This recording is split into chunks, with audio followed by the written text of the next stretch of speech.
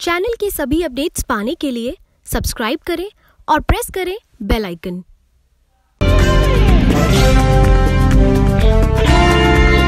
India time 24 हमेशा से ही आपको ऐसे व्यक्तियों से रूबरू कराता रहा है जिन्होंने समाज और देश के लिए सराहनीय कार्य किए हैं और जनता का प्रतिनिधित्व करने की काबिलियत रखते हैं। इसी कड़ी में देखिए हमारे सहयोगी अनुज मिश्रा की दिल्ली से बीजेपी पूर्वांचल मोर्चा अध्यक्ष व संभावित लोकसभा उम्मीदवार मनीष सिंह से खास बातचीत। और मैं भी खड़ा रहता हूँ, मैं पार्टी लाइन से अलग भी होकर बात करना चाहता हूँ। लोग समर्थन करेंगे, गौतम गंभीर चुनाव लड़ेंगे। गौतम गंभीर को अगर लाया गया तो हो सके चुनाव लड़े, किसी एक की टिकट कटेगी। नमस्कार, इंडिया टाइम 24 न्यूज में आप सभी का स्वागत है। मैं हूं अनुज मिश्रा। हमारी खास पेशकश राजनीतिक हलचल में हम आज ऐसे शख्सियत से बात करेंगे जो शायद आज के लोकसभा चुनाव में बहुत महत्वपूर्ण एजेंडा रखेंगे। बात करेंगे हम पूर्वांचल मोर्चे के अध्यक्ष दिल्ली प्रदेश से जो हैं उनसे बात करेंगे, मनीष सिंह जी से, और जानेंगे कि आखिर पूर्वांचलियों के लिए, पूर्वांचल की जनसंख्या के लिए, पूर्वांचल के लोगों के लिए क्या काम किया जा रहा है भारतीय जनता पार्टी के द्वारा, जिसके आधार पर वो। मनीष जी, स्वागत है आपका। सबसे पहले तो आपके चैनल से दिल्ली वाले सभी पूर्वांचल भाइयों को मेरा नमस्कार। आज जो दिल्ली में संख्या जो पूर्वांचल की है, जो यूपी बिहार से माइग्रेट होकर कुछ लोग उस समय की जो वहाँ की समस्या थी, प्रशासन था, उसके कारण दिल्ली आए। कुछ लोग एजुकेशन के लिए आए, कुछ लोग जॉब के लिए आए। तो दिल्ली में लगभग पूरे दिल्ली में 44% वोटर, 44% वोटर पॉपुलेशन नहीं, पूर्वांचली है। एक सवाल है मेरा, सबसे पहले हम लोग को जरूरत है पूर्वांचल, जो पूर्वांचली हम लोग बोल रहे हैं उसको समझने की जरूरत है। कहाँ से कहाँ तक हम काउंट करते हैं इन पूर्वांचलियों को, ये जानना बहुत जरूरी है हमारे लिए।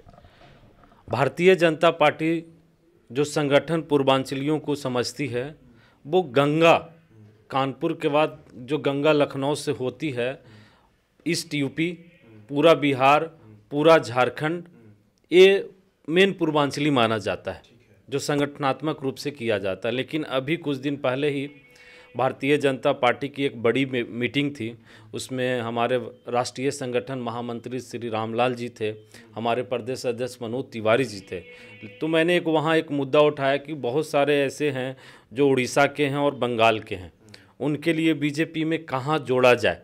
तो उन्होंने बोला कि एज ए मैं राष्ट्रीय संगठन महामंत्री, आप उड़ीसा और बंगाल को भी पूर्वांचल में जोड़ो, काउंट कर सकते हैं। ठीक है। अब सर, एक बड़ा एजेंडा है, पूर्वांचलियों की उपेक्षा के सवाल हमेशा उठते रहे हैं, चाहे वो कांग्रेस पार्टी रही हो, चाहे भारतीय जनता पार्टी रही हो। भारतीय जनता पार्टी जो है वो पूर्वांचलियों के लिए क्या क्या करने वाली है? क्योंकि जब आप दिल्ली में आते हैं तो कुछ भी वो आप कहे प्रवासी ही जाते हैं। तो अभी तो सरकार है, सत्ता में है, आप लोग क्या कर रहे हैं पूर्वांचलियों के लिए?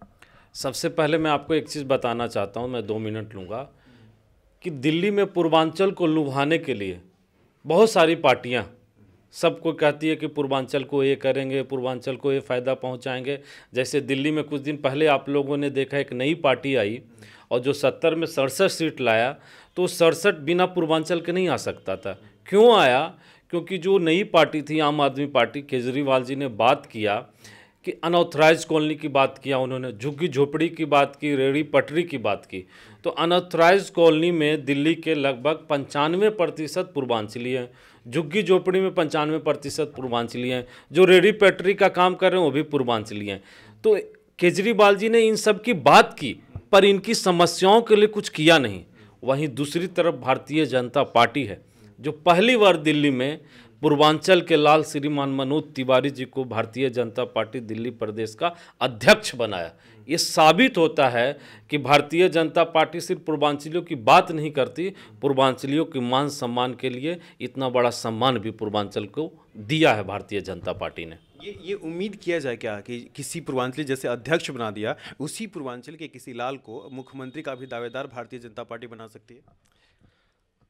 चूँकि ये संगठन का विषय है, अगर भारतीय जनता पार्टी के हमारे प्रदेश अध्यक्ष मनोज तिवारी जी के नेतृत्व में आपने पिछला चुनाव देखा, निगम का चुनाव, जो तीनों निगमों में हम लोग भारी मतों से जीते, तीनों निगमों में हमारी सरकार है निगम में, और आने वाले जो चुनाव है हमारी जो लोकसभा है, सभी पूर्वांचल वासी और जो दिल्ली का मन म्याज है, लगभग 7 के 7 सीट हम लोग जीत रहे हैं। आने वाला 2020 जनवरी में विधानसभा दिल्ली का चुनाव है, इसमें भी हम लोग अच्छा परफॉर्मेंस करेंगे, इसलिए कि हमारी सरकार जो 5 साल की सरकार रही है, केंद्र की सरकार, वो काम किया है। तो अगर अच्छा हम लोग करते हैं और करेंगे ही तो कुछ भी संभव है। ये भी जब प्रदेश अध्यक्ष बना सकता है मनोज तिवारी जी को, तो आगे जो आप बोल रहे हैं वो भी बना सकता है। यही मैं जानना चाहता था मनीष जी, जब चर्चाएं चलती हैं तो इस तरह से चर्चाएं जरूर उठती हैं। जब तिवारी जी को अध्यक्ष बनाया गया, जीत के एमसीडी में, उसके बाद उपचुनाव हुआ, वहां हार मिली, उसका पूरा ठीकरा जो है वो मनोज तिवारी जी पे ठोक दिया गया कि ये हार जो है वो इनके कारण से मिली हुई। सहमत है? एक्चुअली जब बवाना का चुनाव हुआ तो उस चुनाव से मैं पूरी तरह से वाकिफ़ हूँ, क्योंकि मैं उसमें बहुत मैंने मेहनत किया था। एक्चुअली उस समय का जो कंडीशन था मनोज तिवारी जी के कारण नहीं, वहाँ बहुत सारे ऐसे आपस के थे, और चूंकि जो कैंडिडेट था वो आम आदमी पार्टी से बीजेपी में आए थे। ऐसा नहीं कि कोई फ्रेश बीजेपी का कैंडिडेट है और वो हारा, तो आम आदमी पार्टी से आए थे बीजेपी में, तो उसका थोड़ा सा असर है। मनोज तिवारी जी के कारण ऐसा नहीं है। मनोज यही रीजन था कि अध्यक्ष पद पर सवालिया निशान लगा था? नहीं, देखिए भारतीय जनता पार्टी ऐसी पार्टी है, ऐसा नहीं कि आज प्रदेश अध्यक्ष बना दिए और 5 दिन और 2 महीना के बाद प्रदेश अध्यक्ष हटा दिया जाता है, ऐसा आपने कभी नहीं देखा होगा। चूँकि प्रदेश अध्यक्ष की जिम्मेवारी 3 सालों के लिए नियुक्त होती है, और मनोज तिवारी जी जितना मेहनत कर रहे हैं 24 घंटा में, वो भी मोदी जी की तरह 18 घंटा 20 घंटा मेहनत कर रहे हैं, और दिल्ली में एक मूवमेंट बना है बीजेपी के लिए उनके कारण, तो प्रदेश अध्यक्ष पे हटाने की सवाल, इससे बिल्कुल मैं सहमत नहीं हूँ। अच्छा, एक चीज़ था, जब बात हो रही थी टिकट बंटवारे की बात कर रहे थे नगर निगम में, अध्यक्ष तो मनोज तिवारी जी जरूर थे, लेकिन टिकट बंटवारे में नहीं चली थी मनोज तिवारी जी की, ये चर्चाएं खूब हुई थी। देखिए निगम का जो चुनाव होता है छोटा चुनाव होता है, जैसे हम लोग बिहार यूपी में मुखिया का चुनाव समझ सकते हैं ना, तो जितना छोटा चुनाव होता है उतना टफ चुनाव होता है। अब क्या है कि 3 निगम है, 7 सांसद हैं, तो ऐसा नहीं कि मनोज तिवारी जी का चला नहीं, बिना मनोज तिवारी जी के साइंस का तो कोई लिस्ट निकल नहीं सकता है। अब मनोज तिवारी जी चूँकि सुलझे हुए राजनीतिज्ञ हैं, तो सबके साथ समन्वय बनाकर सबको खुश रखते हुए उन्होंने सभी कैंडिडेट की घोषणा किया। और चूँकि एक बड़ी बात ये बताना चाहता हूँ कि सारे कैंडिडेट चेंज हुए, सभी नया कैंडिडेट आया, तो नया कैंडिडेट के लिए सबका सामंजस्य स्थापित होना जरूरी है। मान लिया ईस्ट दिल्ली का जो सांसद है उनको पता है कि ये कार्यकर्ता ऐसा है जो जीत सकता है, तो ईस्ट दिल्ली वाले सांसद रेफर करेंगे हमारे प्रदेश अध्यक्ष मनोज तिवारी जी का। तो इन्होंने सबके साथ सामंजस्य बनाते हुए अच्छा टीम निकाले, और जिसके कारण हम लोग तीनों निगमों में चुनाव जीते। पूर्वांचल के अध्यक्ष हैं, मैं आपसे एक सीधा सवाल पूछता हूं कि क्या आप सहमत थे जो भी उम्मीदवार की लिस्ट आई, जितने भी टिकट दिया गया, उसमें पूर्वांचलों की जो संख्या थी, क्या उससे आप सहमत थे? देखिए इस बार पूर्वांचल का 280 में से 33 हमारे निगम पार्षद पूर्वांचल को टिकट मिला। पिछली बार 16-17 मिला था, तो इस बार 33 मिला है। चूँकि एक आपके पास जो बड़ी जिम्मेवारी है, मनोज प्रदेश अध्यक्ष, वो भी आपके साथ है, तो आने वाले दिनों में जो 33 मिला मैं उससे सहमत हूँ।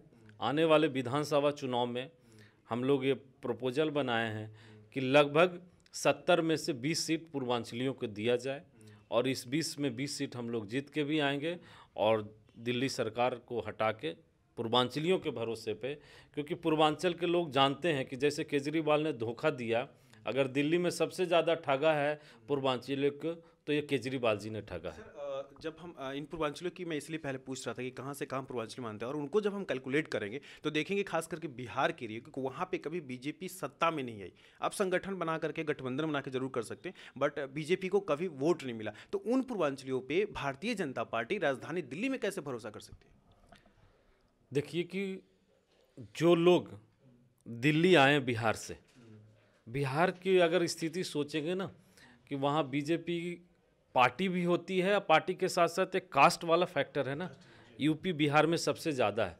लेकिन जो यूपी बिहार से निकल के दिल्ली में आ गए, दिल्ली में लोग कास्टिज्म पे जाते नहीं हैं। दिल्ली में लोग देख रहे हैं विकास कहाँ हुआ, देश का विकास कहाँ गया, क्योंकि चूँकि पूर्वांचलियों के अंदर ना सबसे बड़ी बात है, मैंने देखा है, देशभक्ति। हमारे मंगल पांडे जी से लेके जहाँ तक वीर कुंवर जी तक हमेशा देश के लिए किए हैं। तो जहाँ पे पूर्वांचली ये सोचते हैं कि देखो ये नरेंद्र मोदी जी हैं, देश को आगे ले जा रहे हैं, देश को मान सम्मान बढ़ा रहे हैं। और चूँकि बिहार से सब दिल्ली आ गए हैं तो सब लोग यहाँ के पूर्वांचलवासी पूरा भाजपा में है, पूरा मोदी में है और यहाँ पे विश्वास है और लोग जुड़े हैं और सबको दायित्व भी अच्छा मिल रहा है। आपको बताता हूँ कि जो 33 में से लगभग 22 जीत के आए हैं, अब 22 में से 17-18 बिहार के ही लोग। अच्छा मनीष जी, कभी ऐसा हुआ है कि पूर्वांचलियों के हित के लिए आपने पार्टी से आपका टकराव हुआ, पार्टी के किसी नेता से टकराव हुआ है? नहीं हुआ, क्योंकि आज पार्टी भारतीय जनता पार्टी का जो सुप्रीम बॉस दिल्ली के हैं हमारे मनोज तिवारी जी हैं। कभी कभी बहुत सारी ऐसे लोगों की समस्याएं आती हैं कि तुरंत उस पर बात करना होता है। तो आज हमारे प्रदेश अध्यक्ष मनोज तिवारी जी का इतना प्यार रहता है हमारे ऊपर कि अगर पूर्वांचल की कोई भी समस्या है तो मुझे टाइम लेने की ज़रूरत नहीं पड़ती है, जहां हो वहीं पहुंचता हूं मैं और वहीं समस्या का समाधान करता हूं, कोई टकराव नहीं होगा। दो वाक्य मैं याद दिलाना चाहता हूं, शायद आपके इन्फॉर्मेशन जानकारी में होगा। दक्षिणी दिल्ली के सांसद ने पूर्वांचलियों के लिए अभद्र भाषा का इस्तेमाल किया था और यहाँ तक की खबरें आई थी कि शायद मारा पीटा भी था। देखिए, उस दिन मैं वहाँ गया था। आज मैं आपको बताता हूँ कि पूर्वांचल की अगर छोटा भी कोई बात पूरे दिल्ली में होता हो तो मेरे पास खबर रहती है और मैं पहुंचता हूं। वहां उस समय की जो सिचुएशन थी उस संगठन से रिलेटेड था। कुछ लोगों ने अभद्र बात की, तो जब अभद्र बात किया तो उस पर एक्शन भी हुआ। हमारे प्रदेश अध्यक्ष जी ने सांसद को नोटिस दिया उन्होंने कि आप कारण बताओ, आपने कैसे ऐसे बोला, और उनको बाद में जस्टिफिकेशन देना पड़ा। तो ऐसा बहुत ज़्यादा इसमें पूर्वांचलियों को नीचा दिखाया गया, ऐसा किया गया, ऐसा नहीं। मैं इसीलिए मनीष जी आपसे पूछ रहा था, अगर ये एक और पहले याद दिला दूं फिर मैं आऊँगा। पश्चिमी दिल्ली के सांसद ने भी विकासपुरी में पूर्वांचलियों के लिए अभद्र भाषा का इस्तेमाल किया था। देखिए क्या है ना, दिल्ली में आजकल पूर्वांचल इतना जाग गया है कि अगर कोई पूर्वांचल को एक शब्द भी बोलेगा ना तो पूर्वांचली आजकल चुप बैठने वाला है नहीं। चाहे कोई सांसद हो, मुख्यमंत्री हो या कोई भी हो, पूर्वांचल के साथ एक अगर पूर्वांचल के कुछ होता है तो 44 के 44% जो पूर्वांचली हैं खड़ा हैं, और मैं भी खड़ा रहता हूं। मैं पार्टी लाइन से अलग भी होकर बहुत बात करना चाहता हूं, क्योंकि मैं पूर्वांचल का प्रदेश अध्यक्ष हूं। अगर हमारे पूर्वांचल के किसी भाई बंधु को कोई कष्ट देता है, चाहे वो कोई भी हो, तो मैं उस पूर्वांचल के साथ खड़ा हूं और उसकी समस्याओं के लिए किसी से भी लड़ना पड़ेगा तो मैं मनीष सिंह एज ए पूर्वांचल प्रदेश अध्यक्ष मैं उसके साथ हूँ। सर मैं इसलिए ये पूछ रहा था सवाल कि जब टिकट वितरण होंगे और टिकट वितरण के दौरान जब इस तरह से बातें होंगी, जब वही उम्मीदवार सामने दिखाई देगा, तो जाहिर सी बात है वोट करते वक्त आदमी सोचता तो जरूर है। देखिए, वही तो मैंने आपको पहले बताया कि पूर्वांचल के लोग देशभक्त हैं, राष्ट्रभक्त हैं। पूर्वांचल के लोग ये नहीं सोचते कि हमारी क्या फ़ायदा, हमारा क्या घाटा। हम जब भी सोचते हैं देश के लिए सोचते हैं, और चूंकि इस बार देश के प्रधानमंत्री नरेंद्र मोदी जी होने वाले हैं तो ये सब छोटी मोटी बातें पूर्वांचली सोचते नहीं हैं।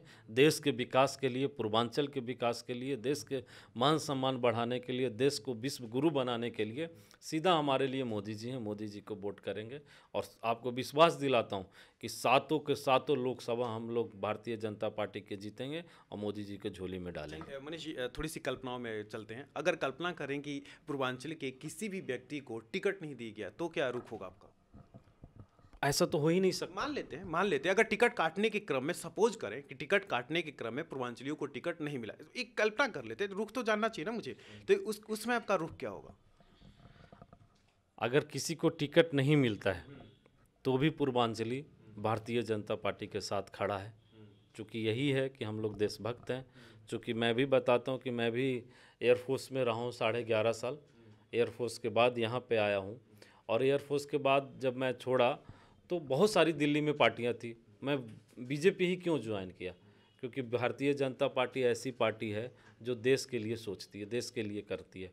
तो अगर टिकट नहीं भी मिलता है तो भी, चूँकि एक टिकट कोई बड़ी बात नहीं है, दिल्ली के आज 7 टिकट कौन डिसाइड करेगा? हमारे प्रदेश अध्यक्ष मनोज तिवारी जी। इतना बड़ा मान सम्मान भारतीय जनता पार्टी ने पूर्वांचलियों को दिया, आप समझ रहे हैं? कहीं भी ऐसा नहीं हुआ कि आप बिहार, यूपी, झारखंड के लोग। अन्याय नहीं होगा? अन्याय नहीं लगेगा कि यार पूर्वांचल 44% वोट बैंक है, कई विधानसभाओं में एक तरफा दबदबा? काल्पनिक की बात कर रहे हैं ना। मैं आपको 100% श्योर करता हूं कि भारतीय जनता पार्टी ऐसी पार्टी है जो पूर्वांचलियों के बारे में सोचती नहीं है, बात सिर्फ नहीं करती भी है, और ऐसा कभी नहीं होगा भारतीय जनता पार्टी। कितने सीट पे उम्मीद करके बैठे हुए हैं आप लोग, कितने सीटों पे जो है वो पूर्वांचलियों का दबदबा है और उनको टिकट मिलेगी? देखिए, दबदबा की बात किया जाए तो 44%। कोई ऐसा लोकसभा नहीं है सातों में, कोई ऐसा विधानसभा नहीं है, कोई ऐसा वार्ड नहीं है जहाँ पे पूर्वांचल के वोटर नहीं है। अब पार्टी डिसाइड करती है कि कैसे किसका क्या करना है, ये तो संगठन का ऊपर की बात है, लेकिन 1 या 2 सीट तो मिलना ही है। सब कुछ इतना अच्छा है, बहुत बेहतरीन रिकॉर्ड है, बहुत बेहतरीन भारतीय जनता पार्टी काम कर रही है, तो उनको स्टार्स की ज़रूरत क्यों पड़ रही है? आखिर मतलब गौतम गंभीर की एंट्री भारतीय जनता पार्टी में सीट खाली करा करके, जो चर्चाएं हैं, जब तक कंफर्मेशन नहीं होगा तब तक कुछ कहा नहीं जाएगा, ये रिक्वायरमेंट क्या है? जब सब कुछ ठीक है, सब लोग अच्छे बंदे हैं, तो फिर रिप्लेस करने की ज़रूरत क्या है? देखिए, सभी सांसद ने जो काम किया है और काम के आधार पे यूपी में लगभग 16-17 टिकट कटी है, पूरे भारत में टिकट कटा है, क्योंकि जो काम छत्तीसगढ़ पूरा का पूरा बदल दिया हम लोगों ने। तो जहाँ पे जिसका जैसा परफॉर्मेंस रहा है, ऐसा नहीं है कि ये कोई कांग्रेस नहीं है कि इनका बेटा है तो ये काम करें चाहे ना करें इनको टिकट मिलेगा ही। भारतीय जनता पार्टी ऐसी पार्टी है जिसमें आपके परफॉर्मेंस देखा जाता है, आप कैसे काम कर रहे हैं जनता के साथ आपका बिहेवियर कैसा है। तो जो काम नहीं कर रहा उनका टिकट कटेगा। और चूँकि गौतम गंभीर की बात किया जाए तो पार्टी ने कुछ सोच के ही उनको लाया होगा। दिल्ली में कितनी टिकट कटने की उम्मीद है? दिल्ली में टिकट कटने का ये मैं तो नहीं बता सकता हूँ, क्योंकि मैं तो एक छोटा सिपाही हूँ भारतीय जनता पार्टी का। साहब आप अध्यक्ष हैं, बड़े पद पे हैं। भारतीय जनता पार्टी का मैं एक छोटा सिपाही मानता हूँ। टिकट कटना न कटना ये सब भारतीय जनता पार्टी की ऊपर लेवल की संगठन की, राष्ट्रीय संगठन की बात है। हम लोग इसके बारे में कुछ नहीं बता सकते हैं। हमारे लिए जो आएंगे उनको हम लोग समर्थन करेंगे। गौतम गंभीर चुनाव लड़ेंगे? गौतम गंभीर को अगर लाया गया तो हो सके चुनाव लड़ें, यानी किसी एक की टिकट कटेगी? अभी भी नहीं बता सकते कि किसकी कटेगी किसकी ना कटेगी। हो सकता है पार्टी उनको एज ए प्रचार के लिए लाया होगा, ये भी संभव है कि उन एज ए स्टार उनको दिल्ली में प्रचार प्रसार के लिए लाया जाए, 7 सीटों पे उनको घुमाया जाए। इसके अलावा दिल्ली के बाहर भी उनको प्रचार प्रसार के लिए उपयोग हमारी पार्टी उनको ले सकती है, इसलिए भी उनको ज्वाइन कराया होगा, ये भी संभव है। हमसे बात के लिए शुक्रिया, बहुत बहुत धन्यवाद। चैनल की सभी अपडेट्स पाने के लिए सब्सक्राइब करें और प्रेस करें बेल आइकन।